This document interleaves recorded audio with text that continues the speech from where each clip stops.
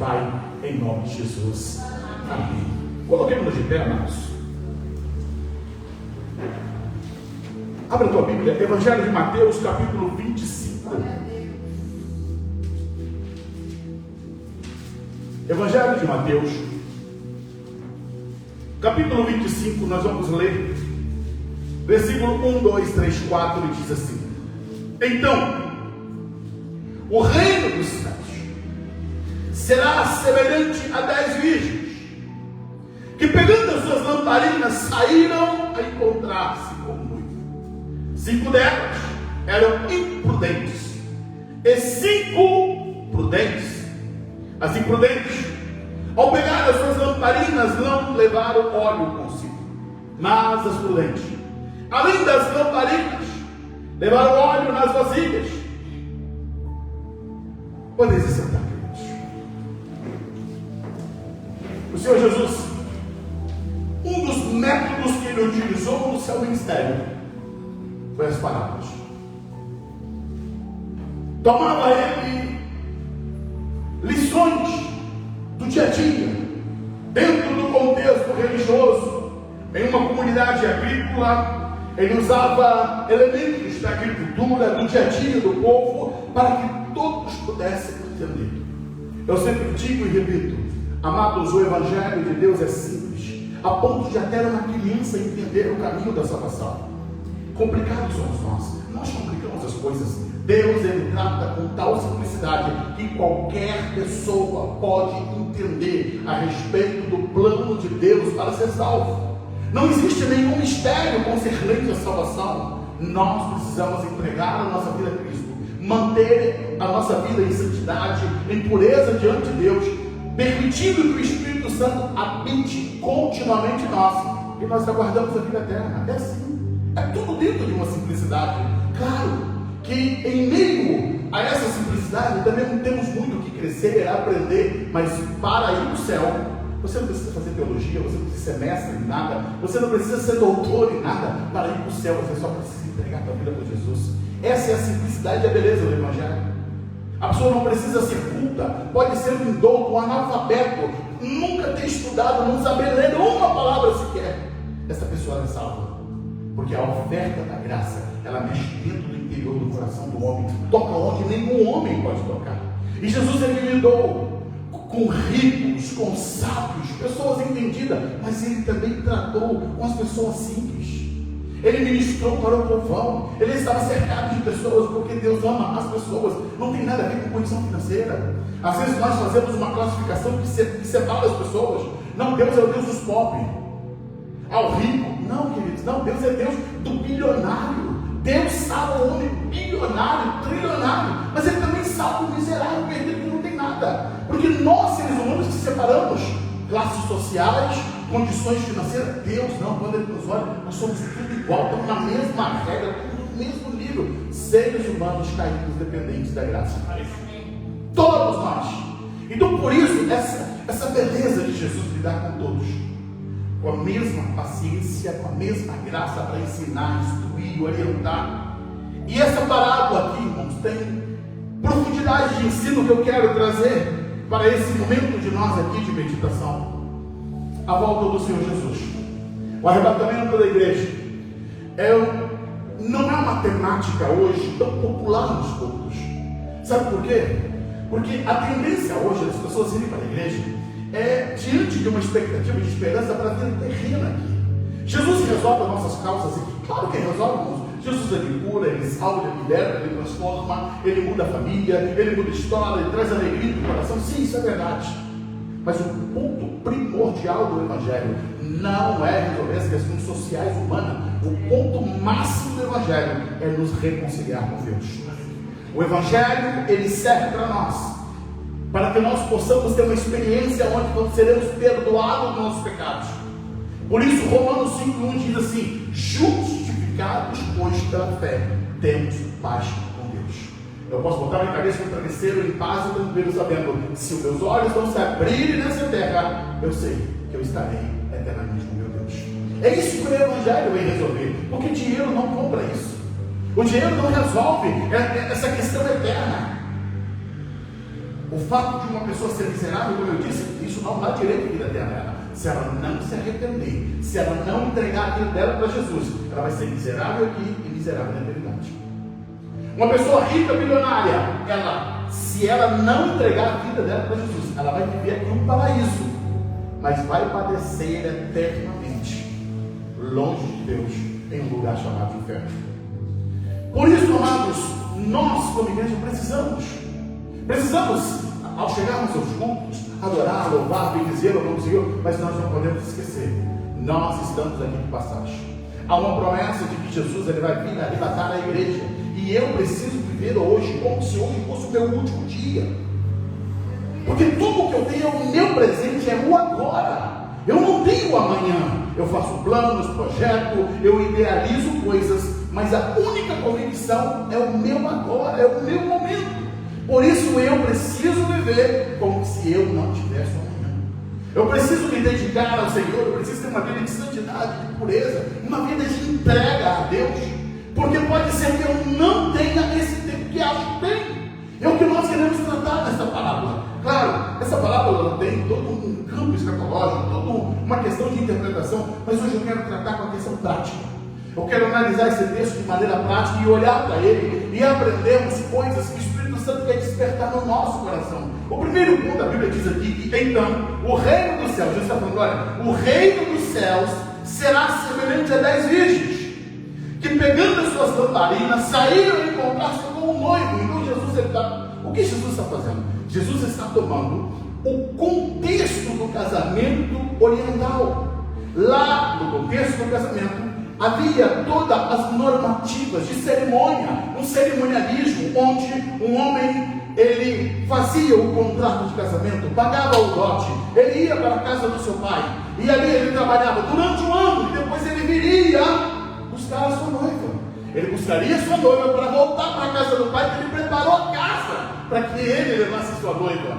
Mas em meio a isso, lembrando, hoje nós temos energia elétrica, as ruas são iluminadas à noite, mas não. Nós temos que lembrar que isso é 2000 anos atrás. Não havia a tecnologia que se tem hoje. As ruas eram iluminadas por lamparinas, por tochas. E fazia parte da cerimônia que as amigas, então essas aqui, as virgens são as amigas da noiva, hoje seriam as damas de honra. Elas estariam indo à frente da noiva, carregando as suas lamparinas, iluminando o caminho. Elas eram então alguém especial, convidadas para participar dessa grande festa que era o casamento. Elas não são noivas, entenda? Não existe aqui um homem que vai casar com 10 virgens, não. Aqui a Bíblia está falando de 10 moças, 10 donzelas que foram convidadas para participar de uma grande festa da sua amiga noiva que estaria casando. A Bíblia aqui não apresenta a noiva, porque o foco primordial dessa palavra é a advertência. Advertência, cuidado, o zelo que nós precisamos ter em meio a isso. Mas quando Jesus está usando essa referência, ele quer trazer para nós aqui, desde do início da palavra, o simbolismo que se traz aqui é que ele está dizendo: o reino do céu será semelhante a 10 virgens. Virgem fala de pureza. Essas meninas ainda não tinham tido contato com o homem. Elas estavam com a sua vida de santidade, respeitando os padrões da família, do conceito judaico, da sociedade. Deus ele quer que nós, irmãos, sejamos diferentes do mundo. Eu não posso ser levado. Quando Paulo ele diz em Romanos capítulo 12, não vos conformeis. Essa palavrinha, conformar, não tomeis a forma do mundo. Por que quando nós pegamos objetos, nós vamos observar que são feitas em séries? Uma caneta, por que todas elas são iguais? Porque ela tem uma forma, ela tem um molde. Então todas as canetas que essa empresa produz, ela sai com esse molde, com essa forma. A água, quando ela é produzida, ela vai sair com esse mesmo modelo, porque tem uma forma que esse elemento, quando derretido, ele vai se amoldar. O que a Bíblia diz para mim e para você? Eu não posso entrar dentro da forma do mundo para ficar parecido com o mundo, porque eu tenho um molde. O nosso molde é Jesus. Eu preciso ser semelhante a Cristo. Eu tenho que ser similar a Jesus. Eu não posso andar segundo o mundo. Eu disse, acho que semana passada aqui, ou semana retrasada, qual a diferença entre o peixe morto e o peixe vivo. O peixe morto, a correnteza carrega ele para onde a correnteza for. Mas o peixe vivo é aquele que nada contra a correnteza. Ele não é conduzido pelas águas, é ele que conduz o que ele quer, o destino dele, para onde ele quer ir, porque ele consegue nadar, porque ele está vivo. Nós, como cristãos, irmãos, nós estamos vivos. Outrora estávamos mortos nos nossos delitos e pecados, e por isso éramos conduzidos segundo o curso do mundo, segundo a vaidade dos pensamentos, segundo as inclinações da nossa carne. Mas Deus nos deu vida, e agora nós podemos resistir ao pecado, resistir ao diabo, resistir às paixões. Paulo diz: eu estou crucificado com Cristo, e agora não mais vivo eu, mas é Cristo que vive em mim. O poder de Cristo em nós, amados, nos dá a capacidade de resistir ao pecado, de dizer não pelo pecado. Nós cristãos não precisamos viver uma vida medíocre. Existe dentro do núcleo cristão o conformismo. O que é esse conformismo? Todo mundo erra, todo mundo peca, e isso leva pessoas a viver uma vida impura, impúdica, que desagrada ao Senhor. A santidade não é relevada. Hoje nós vivemos um tempo onde o conformismo cada vez mais tem tomado conta dos corações, e a frase célebre que ficou é: não tem nada a ver. Não tem nada a ver. Deus me conhece, Deus conhece meu coração, Deus sabe que eu não estou fazendo por mal, Deus sabe que eu sou fraco. Eu costumo dizer, querido, se você está fraco, o pecado vai te fortalecer. Não, o pecado vai te arruinar mais ainda. Se você está fraco, você precisa se fortalecer em Deus, você precisa buscar o Senhor. Porque quando eu estou fraco, Paulo diz: aí eu estou forte. Por quê? Porque quando eu estou fraco, eu estou reconhecendo que eu não posso fazer nada, eu vou buscar refúgio em Deus. Aí Ele é minha fortaleza, é Ele que vai me fortalecer. Não é que eu fraco estou vivendo melhor, não. É que eu fraco vou reconhecer que se eu não correr nos braços do Senhor, eu vou morrer no meio da minha fraqueza, em meio à minha debilidade. Então Jesus, ele começa comparando o reino dos céus a 10 virgens. Ele fala de pureza, ele fala de santidade. Saíram a encontrar-se com o noivo. Existem muitas coisas aqui para nós considerarmos, né? Que primeiro Jesus, ele fala de 10 virgens, né? Esse número na Bíblia aqui, poderíamos olhar, essa completude, Deus, ele concedeu para a nação de Israel 10 mandamentos. Se olha na sua conta aqui, 10 dedos, o 10 na Bíblia, ele fala muito dessa completude. E aqui 10, Jesus escolhe falar de 10 virgens, mas ele vai dividir esse grupo: 5 prudentes, 5 prudentes. Tá, significa dizer que então 50% será salvo, 50% será perdido? Não, não é isso. Jesus quer mostrar que, dependendo das escolhas que nós fazemos, nós estaremos em um grupo ou nós estaremos em outro grupo. Nós não cremos, irmão, em predestinação fatalista. Eu não creio que Deus predestinou homens para a perdição. Deus não predestinou ninguém para pecar, para ser perdido. Não. Deus, ele outorgou a graça que cada um de nós podemos ser salvos.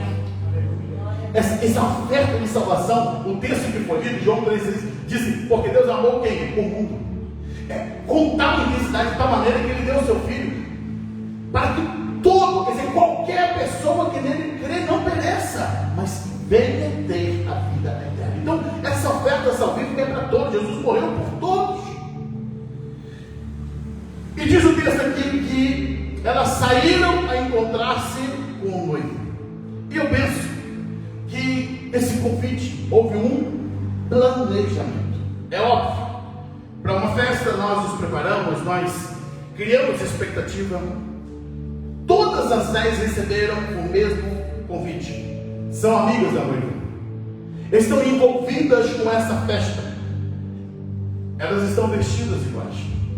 Elas estão no mesmo lugar, indo para o mesmo lugar, estão indo para a mesma festa, e todas elas têm a sua lâmpada.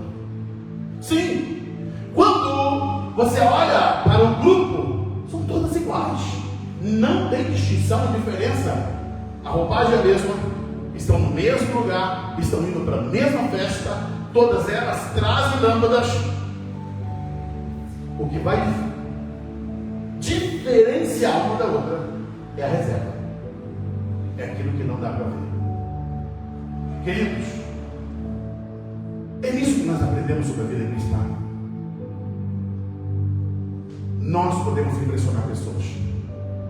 Podemos impressionar os seres humanos que estão à nossa volta. Podemos impressionar a esposa, os filhos, o patrão, os colegas, as pessoas da igreja. Mas, queridos, Deus não se impressiona. Porque Deus, Ele vê o que ninguém pode ver. Deus, Ele não vê só a ação, Ele vê a motivação. Deus não vê apenas aquilo que fazemos, Deus vê o porquê nós fazemos. O nosso ato de bondade, que às vezes é laureado, é aplaudido por muitos, Deus está olhando, mas por que Ele fez?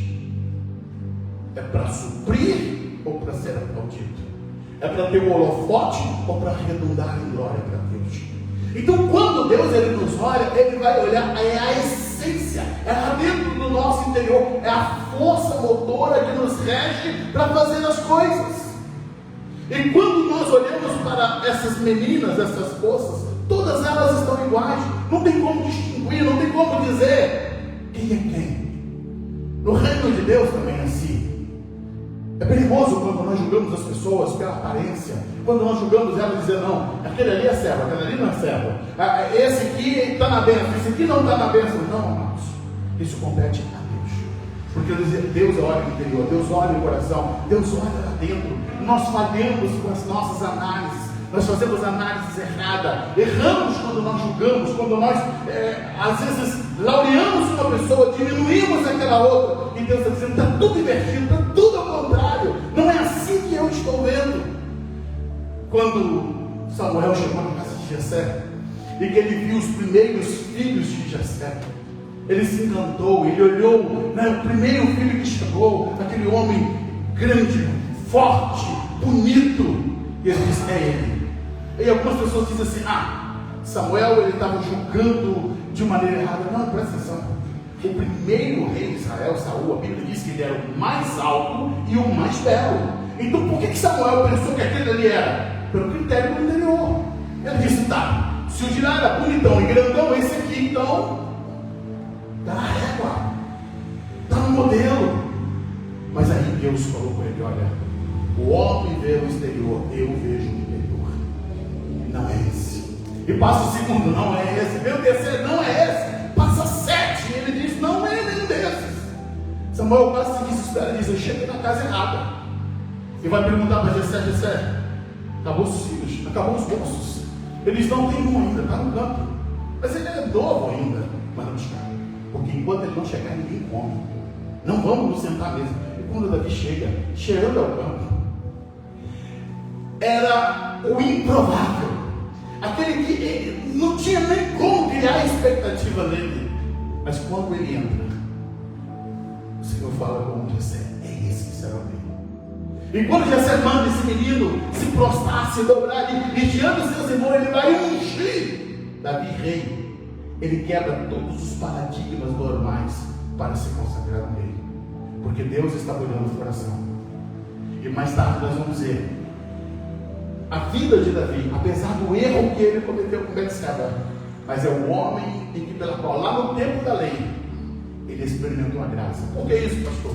Porque o pecado que Davi cometeu contra Betseba era passivo de morte, e Deus disse, eu perdoei o teu pecado. Então é o homem que experimenta a graça no tempo da lei, é o homem que Deus vai ter testemunho e vai dizer assim, encontrei o homem segundo o meu coração. Porque Deus, ele olha, é exatamente isso, irmãos. As pessoas quando iam elogiar Jessé, iam pensar assim, Jessé, você tem 3 filhos lá no exército, olha que fantástico. Quer dizer, a honra da família, segundo o ponto de vista dos vizinhos, era os meninos que estavam no exército. Lá do céu, a honra da família era o desprezado que estava no campo. Porque Deus, ele olha diferente. E aquelas moças estavam todas elas no mesmo lugar. Mas tem uma questão. A Bíblia diz no verso 5, se você olhar o verso 5, diz assim, e como o noivo estava demorando, todas elas ficaram sonolentas e adormeceram. O que nós temos aqui, irmãos, para olharmos? Presta atenção. A Bíblia está dizendo aqui que não foi as 5 imprudentes que dormiram. Não, a Bíblia está dizendo que todas elas ficaram sonolentas e adormeceram. O problema aqui não é o fato de ter dormido. O problema não é ter se cansado. O problema é que elas não tinham reservas. O que isso mostra para nós, irmãos? Todos nós somos passíveis de fraqueza, de debilidade. Dormir, não era dormir, era para esperar. Mas isso mostra que fisicamente nós somos vencidos em certos momentos, porque temos dificuldade, esse mundo impera sobre nós, né? Hoje somos acometidos de cansaço, de fadiga. Quantas vezes você quer? Eu quero passar 2 horas de oração, mas depois que você ficou meia hora de joelhos, os joelhos doem, seu corpo já não aguenta, depois você perceber que você já está roncando, está dormindo. Sim, a fraqueza do corpo. É por isso que a Bíblia diz, né, a carne é fraca, mas não é de pecado, né, irmão? A carne é fraca, porque às vezes você quer passar a noite inteira orando, mas seu corpo não aguenta isso. Mas seu espírito está disposto, está pronto. Eu quero passar o dia inteiro em oração, eu quero passar o dia inteiro na palavra, mas o nosso corpo às vezes não aguenta, não suporta. A carne é fraca. E aqui a Bíblia mostra exatamente essa fraqueza da carne dessas forças. Elas, devido à demora, todas elas adormeceram, todas elas se tornaram sonolentas. Mas aí é que entra a questão. O noivo tardou e por isso dormiram. Qual é o nosso problema, irmãos? É que nós achamos que nós temos o controle da nossa vida, que eu disse no início, e que nós temos o controle sobre o tempo. O tempo pertence a Deus. Diante das promessas que Deus fez para mim, para você, para nós, as promessas bíblicas, promessas pessoais, entenda, o tempo pertence exclusivamente a Deus. Escuta, essas 10 virgens criaram expectativa. 5 delas achavam, em questão de minutos, nós vamos. Só que as expectativas dela falharam, sucumbiram, porque o noivo não chegou no tempo dela. Queridos, nós criamos muitos problemas espirituais por causa das nossas expectativas erradas. Achamos que Deus vai fazer nesse tempo, nesse momento. Criamos isso, estabelecemos uma fé em cima disso. Somos imediatistas e por isso nos frustramos. Quantos cristãos hoje que estão frustrados, decepcionados com Deus, decepcionados com a igreja, saem da igreja, Deus não cumpriu, Deus não foi fiel. Não é que Deus não foi fiel nem cumpriu, é que você que criou uma expectativa errada, você criou um tempo errado, você criou um relógio para Deus que não existe. Deus não trabalha no nosso tempo. Deus não faz do nosso jeito, da nossa maneira. Ele é soberano, Ele enxerga a plenitude, Ele enxerga o todo. Eu sou pai de 3 filhos, e para quem é pai aqui sabe, as nossas crianças, elas são imediatistas, elas querem as coisas na hora, no momento, e quantas vezes eu vou dizer, não, não pode, e ela fica chateada, sai batendo o pezinho, e dependendo da formação do coração, ela vai dizer, meu pai não me ama, minha mãe não me ama. Não é falta de amor, é que as coisas têm que aguardar dentro do Senhor. E quantas das vezes somos essas crianças mimadas, pirracentas, que batemos o pezinho aqui e dizemos para Deus, Deus não está me amando, Deus não está cuidando de mim, Deus não fez no meu tempo, Deus não fez na minha hora. E Deus está querendo apenas nos mostrar, eu sei o teu amanhã, é por isso que eu estou te preservando, eu estou cuidando de ti, para que você viva o melhor. O diabo está aqui com os meninos tudo lá no Brasil, né, Diabo? Mas, você imagina, Diabo, se o seu pequeno te pedir uma moto. Vai dizer, você vai ter que esperar pelo menos aí uns 17 anos ainda. Não é isso? Mas, que frustração é essa? Sim, porque ele é só um bebê. Ele não pode subir numa moto. Por mais que ele deseje, por mais que você o ame, você vai ter que dizer não, não, não. E assim é conosco, irmãos. Deus, quando Ele diz não para nós, não significa dizer que Ele deixou de nos amar. A grande questão é que nós que não aprendemos a esperar em Deus. Então a Bíblia diz que elas foram lentas, adormeceram. O verso 6 diz, mas à meia-noite ouviu-se um grito. Quando a Bíblia apresenta aqui, quer dizer, à meia-noite, quer dizer, no auge da escuridão, no auge da ausência de luz, um grito ecoa, se acode, espanta-se todos, são acordados com barulho, eis aí o noivo. A Bíblia diz que aqui há um clamor, ouviu-se um grito, outra versão diz, ouviu-se um clamor, eis o noivo, saiam ao encontro dele. Acordaram diante de um momento em que, pela qual o noivo já tinha chegado. E aí, e agora? Vamos pegar as nossas lamparinas. E aí percebeu-se As prudentes que levaram a reserva e suas lâmpadas permaneciam acesas. As imprudentes perceberam. O azeite que elas levavam, a lamparina já estava acabando. E já estava com a sua tocha por se apagar. E naquele momento elas desesperadamente vão pedir ajuda às prudentes. E aqui há uma lição forte para mim, para vocês, para cada um de nós refletirmos, irmãos. Porque o verso 7 diz assim: então todas aquelas se levantaram, prepararam suas lamparinas, e as imprudentes disseram às prudentes: dê a nós um pouco do óleo que vocês trouxeram, porque nossas lamparinas estão se apagando. Eu digo aqui, irmãos, esse é o grito do maior desespero. É quando você percebe que chegou a hora crucial da sua vida, e você não está pronto. Aqui é a hora da tragédia, é a hora mal, porque elas só perceberam que não tinham reserva de azeite no momento em que pela qual o noivo chegou. Nós cremos em um arrebatamento, irmãos, que vai ocorrer de maneira iminente. O que significa isso? Não tem aviso para arrebatamento. Esse grito aqui, eis aí o noivo, é como a trombeta que tocasse. É claro que não vai ter tempo para isso aqui, apenas é uma conjectura para entendermos.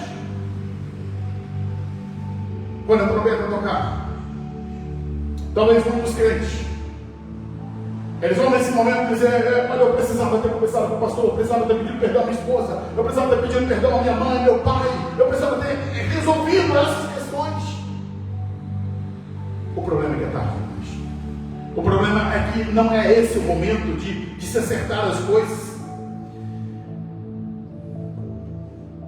Vejam bem, as imprudentes fazem um pedido: dai a nós. Agora o verso 9, entenda, isso não é egoísmo. O verso 9 diz: mas as prudentes falam: não, porque não é reflexão, não é nenhuma palavra de acusação, porque nós, se nós não refletirmos da palavra, nós podemos ser engolidos. Quantos homens que vivem à sombra, à margem da esposa?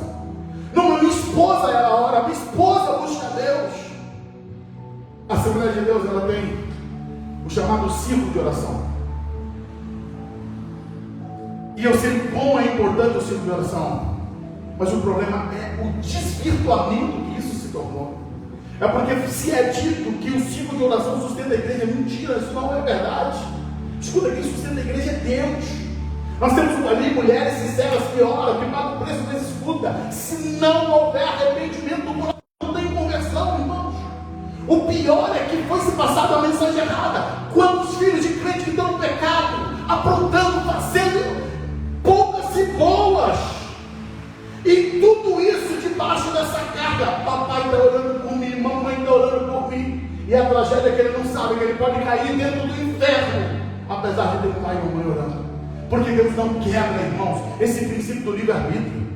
Pastor, então por que oramos? Oramos para que Deus quebrante o coração. O Espírito Santo, irmãos, ele não arromba. A Bíblia diz em Apocalipse 13:20: eis que eu estou à porta e bato. Se alguém ouvir a minha voz e abrir a porta, eu vou entrar, cear com ele, ele vai cear comigo. Quando nós oramos, nós estamos fazendo exatamente isso. Senhor, bate a porta do coração do meu filho, bate a porta do coração do meu familiar. Sim, e o Espírito Santo vai lá, toca. Mas quando não há resposta, irmãos, vai somar as consequências individuais de cada um de nós. Quando essas moças, quando essas meninas, elas vão pedir, e a sinceridade das mulheres dizer: eu não posso repartir isso com vocês, porque se eu der, vocês vão voltar a nós. Porque isso é individual. E a minha palavra, sempre que eu tenho dado à igreja: você não pode viver com incertezas. Você não pode ter paz para colocar a cabeça no travesseiro se você não está com a certeza de salvação.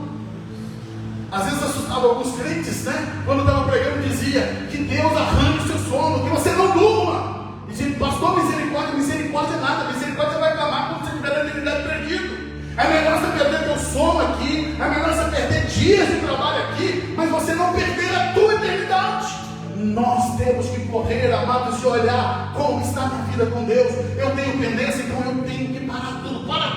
corrige, conserte. Porque se a trombeta tocar, eis aí o noivo, você vai embora feliz, saltando, pulando, gozando de alegria, de prazer, de deleite. Chegou minha hora, chegou minha vez, eu vou para estar com o Senhor. Mas infelizmente, irmãos, nós temos 5 alegres e 5 frustradas. O verso 10 é pior ainda, porque diz assim: saindo elas para comprar, chegou o noivo, e as que estavam preparadas entraram com ele para a festa do casamento. O final do versículo é estarrecedor. Fechou-se a porta. A Bíblia diz que a porta que Deus abre, ninguém fecha. Mas a porta que Ele fecha, ninguém abre. O nosso problema, eu digo aqui, dentro da cultura brasileira, tem um chavão que diz assim: jeitinho brasileiro. Queridos, não tem jeitinho brasileiro no céu. Não tem. Mas no linguajar brasileiro tem uma outra frase que esse brasileiro deixa as coisas tudo para a última hora. E o pior é que o troço dá certo, sabe? Deixa para arrumar roupa na última hora da viagem, deixa para poder fazer as coisas na última hora, e mexe aqui, mexe ali, e dá certo. Só que no que diz respeito à eternidade, isso não vai funcionar, isso não vai dar certo. O que nós temos que fazer é o agora, nesse momento. Precisamos, se necessário for, chorar, pedir perdão, nos humilhar, mas ter a certeza: eu estou salvo. Quando a trombeta tocar, eu estou indo embora. O problema dessas virgens imprudentes é que tarde demais elas vão reconhecer que faltou azeite para elas. Saíram para comprar no meio da noite, no meio da escuridão, no meio das trevas. Chegou o noivo, levou as que estavam prontas, preparadas. A porta se fechou. E agora, a decepção, a frustração. Claro, volta a dizer, é uma parábola. E nessa parábola, a Bíblia diz aqui, no verso 11, que mais tarde chegaram as virgens prudentes e disseram: Senhor, Senhor, abra-nos a porta para nós. Olha, cheguei, eu estou aqui. Mas o problema é que o verso 11 diz: mas o noivo respondeu: em verdade lhes digo que não vos conheço. Portanto, vigiem, porque vocês não sabem o dia e a hora que o noivo vem. Por isso eu preciso manter, irmãos, um estado de vigilância constante e permanente. A vida cristã não é o avivamento do fim de semana, não é o avivamento da festa, sabe? Não é aquela coisa empolgante apenas no início da fé, daquele começo gostoso, maravilhoso, não. A vida cristã é uma permanência, é uma continuidade. Desde o dia que eu me rendi a Jesus, eu vou permanecer firme até a volta do Senhor. O diabo cria um monte de ilusões, um monte de situações para tentar nos afastar de Deus.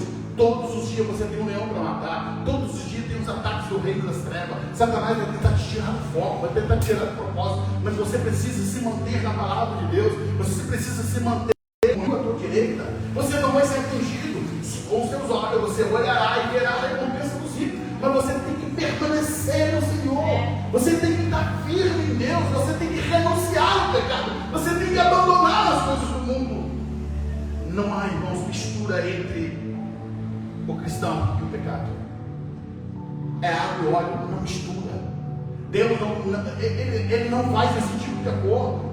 O problema é que o nosso evangelho foi diluído. Hoje é um evangelho água com açúcar. Não é mais um evangelho integral, não é mais um evangelho pleno na sua totalidade. Eles estão prometendo um céu que a Bíblia não promete. Eles estão prometendo uma salvação que não tem respaldo bíblico. Eu costumo dizer: o céu é de Deus, as regras são dele, e não adianta nós criarmos situações de permissão que Deus não deu. E se igual uma festa, imagine que para uma festa você chega lá, você tem que ter um convite. Aí um amigo seu diz: não, vai lá que eu te coloco lá dentro. Quando você chegar lá sem convite, você vai ter o desprazer de dizer: você só entra com o convite. Seu amigo de repente não aparece, você percebe que você ficou de fora. Queridos, assim também é o reino de Deus. Não vai ter jeitinho, não vai ter outra forma. E para terminarmos, irmãos, uma coisa que eu quero fechar essa palavra dizendo: nós, seres humanos, somos tendenciosos a fazermos transferência de responsabilidade. Todas as vezes que erramos, que falhamos, nós estamos sempre procurando um culpado para nossas coisas. Sempre vamos dizer, não, o problema nem foi minha filha. Se ela tivesse feito assim, eu não teria feito dessa forma. Nós temos tendência de tornar as vítimas em vilãs. Não, eu fiz errado com a minha esposa porque ela que me provocou. Foi ela. Não, queridos, isso não é arrependimento, isso não é mudança de vida. É quando nós verdadeiramente reconhecemos. Ela deveria ter dito, né? Porque você comeu? Eu comi porque eu não obedeci a tua palavra. Eu fui enganado pelo meu coração e dei ouvido à serpente. Adão, por que você comeu? Porque eu desobedeci a tua palavra. Eu não prezei, eu não guardei a tua palavra. E acabei dando ouvido à minha esposa. Mas não, Adão, ele joga para ela joga para a serpente e não se assume culpas. E esse é um dos grandes problemas que cerca a nossa vida cristã. Nós somos tendenciosos a isso, irmãos.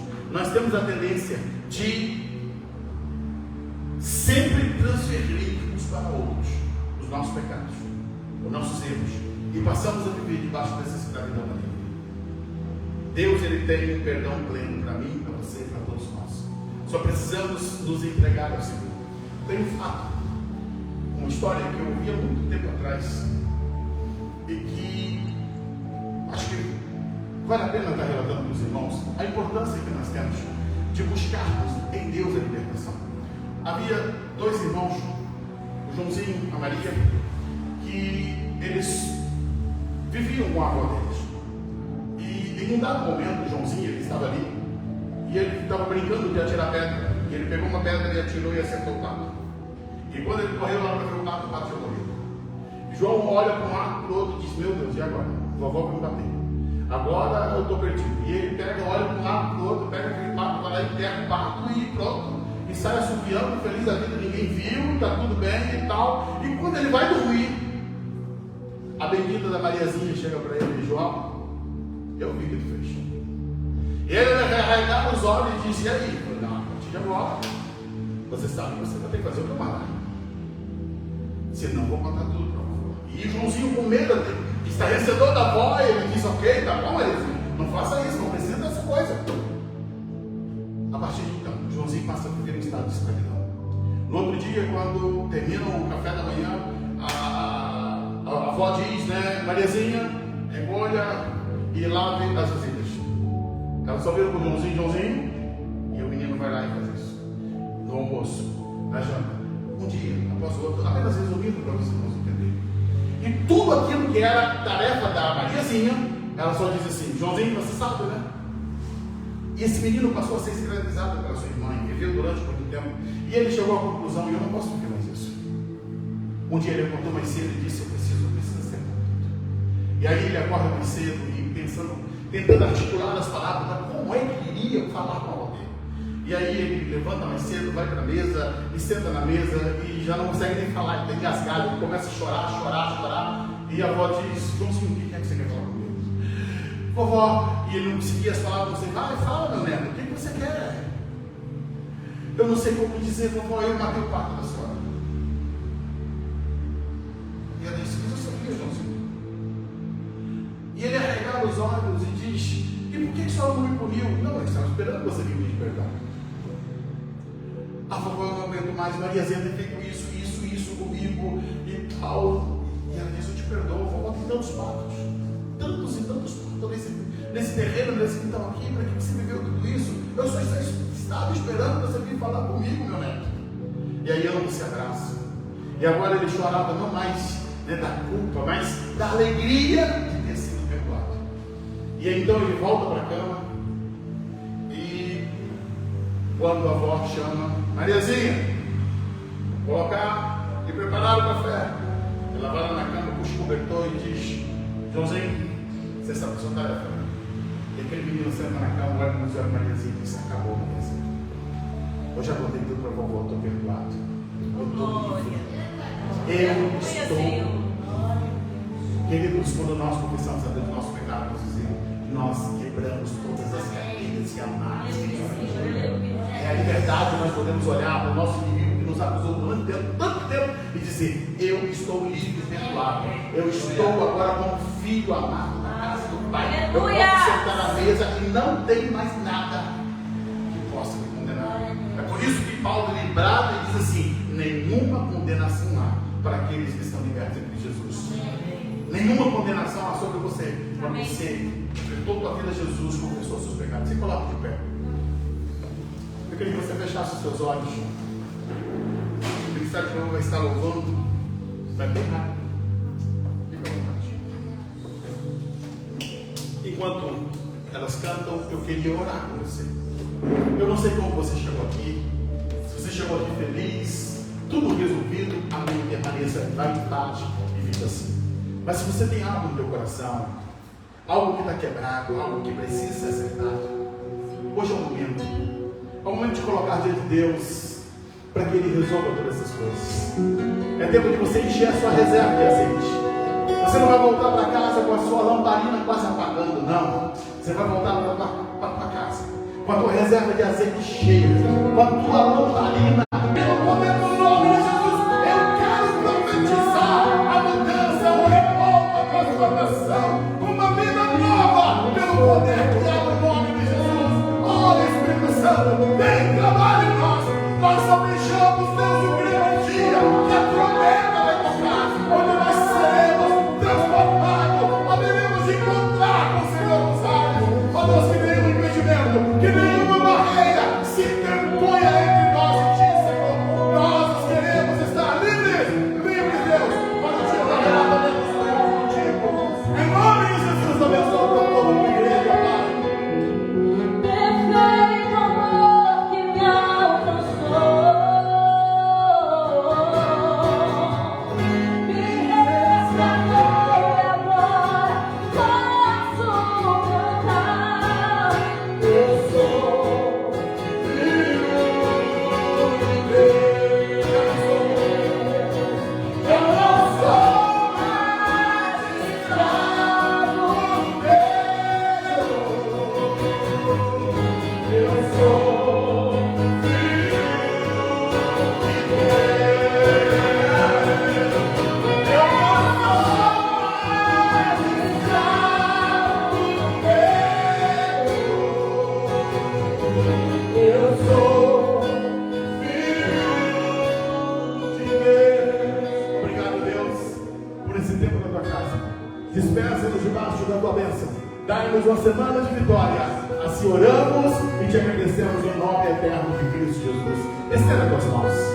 Que o grande e eterno amor de Deus, que a graça infinita do nosso Senhor e Salvador Jesus Cristo, e que as doces consolações do Espírito Santo permaneça sobre toda a igreja do Senhor, desde agora e para todo sempre. Todos digam comigo, amém. Vai em paz, na bênção, tenha uma semana de vitória em nome de